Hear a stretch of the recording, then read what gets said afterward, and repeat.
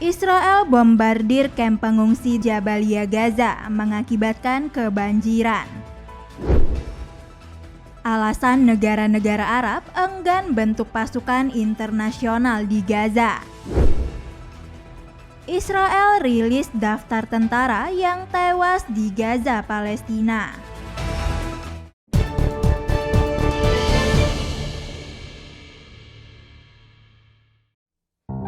Kamp pengungsi di Jabalia, jalur Gaza banjir akibat gempuran pasukan Israel dan hujan di wilayah tersebut. Israel telah menghancurkan sistem pembuangan limbah atau drainase di Gaza sehingga banjir kini memenuhi jalan-jalan. Banjir itu menambah derita warga Gaza saat bantuan kemanusiaan yang minim dan ancaman krisis pangan. Dalam salah satu video yang dirilis jurnalis Al Jazeera, tampak seorang remaja laki-laki berjalan di air kotor setinggi lutut di kamp pengungsian Jabalia.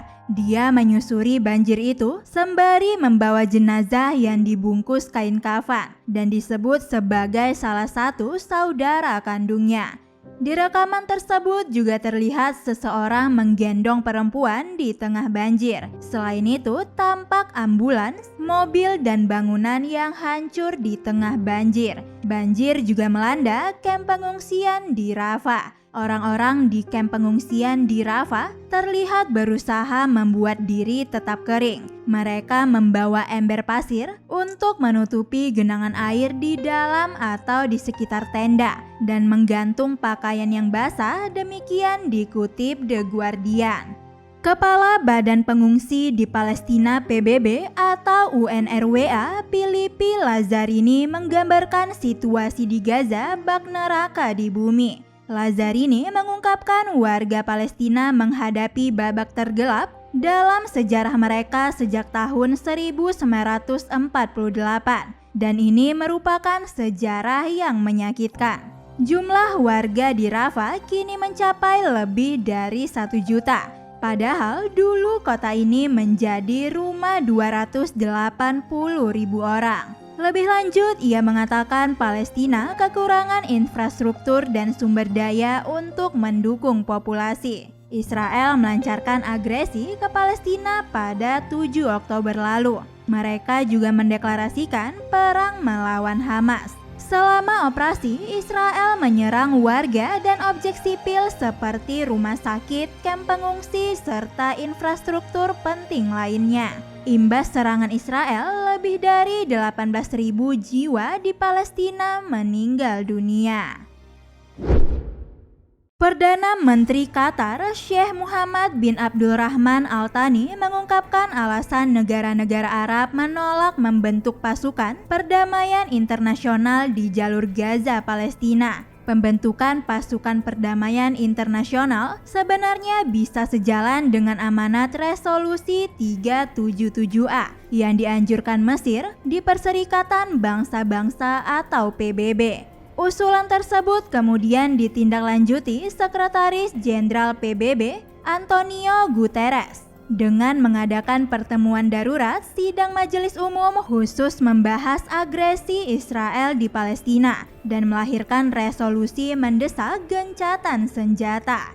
Salah satu yang bisa dilakukan PBB adalah meminta kesediaan negara-negara, terutama negara besar untuk berkontribusi dalam membentuk gugus tugas pasukan internasional, meski tidak mengikat. Kendati demikian, negara-negara Arab tidak setuju pembentukan pasukan internasional di Gaza. Al Thani menyatakan, langkah yang harus dikedepankan adalah upaya diplomasi berupa negosiasi damai antara Israel dengan Hamas. Al Thani juga menentang kekuatan internasional di Gaza dalam kondisi saat ini. Wilayah Palestina yang terbagi oleh dua faksi yang saling bertikai juga dinilai negara-negara Arab membuat pembentukan pasukan internasional yang akan ditugaskan di Palestina akan sulit. Rakyat Palestina diwakili otoritas Palestina yang hanya menguasai sebagian tepi barat. Sementara itu, jalur Gaza dikuasai kelompok perlawanan Hamas. Otoritas Palestina dan Hamas kerap bersaing dan berselisih, terutama soal kemerdekaan Palestina. Meski demikian, Perdana Menteri Palestina Mohammed Shtayyed mengatakan Hamas tidak boleh dihapus. Ia menegaskan bahwa Hamas merupakan bagian integral dari mosaik politik Palestina. Sementara itu, Al-Thani mengatakan kebrutalan Israel memperkecil peluang gencatan senjata. Pasukan Pertahanan Israel atau IDF merilis daftar prajurit yang tewas dalam agresi di jalur Gaza, Palestina. Beberapa di antaranya adalah komandan militer Zionis.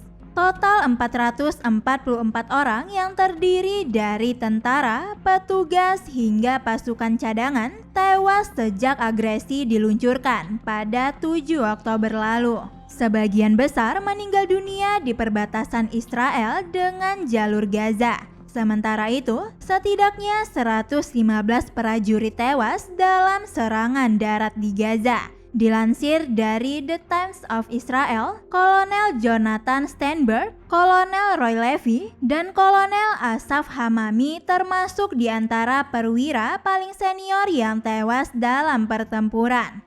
Polisi Israel juga merilis daftar 57 petugas mereka yang tewas dalam pertempuran dengan kelompok Palestina.